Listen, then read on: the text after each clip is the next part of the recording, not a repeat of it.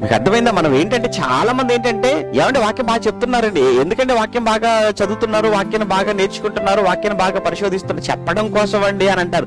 చెప్పడం కోసమా? నువ్వు చేయడం కోసం కాదనమాట. అయితే నువ్వు పాటించడం కోసం కాదనమాట, నువ్వు నడుచుకోవడం కోసం కాదనమాట. అయితే మనం ఏది చెబుతున్నామో, ఏది మన నోట నుంచి వస్తుందో, ఎదుటివాడి మనసులోనికి ఏ మాట మనం పంపించాలనుకుంటున్నామో ఫస్ట్ అది మన జీవితంలో మనం పాటించే వారముగా ఉండటం అన్నది చాలా చాలా అవసరం. ఇక్కడ ఎజ్రా గారి గొప్పతనాన్ని మనం చూస్తుంటే పరిశోధించాడు, నెంబర్ 1.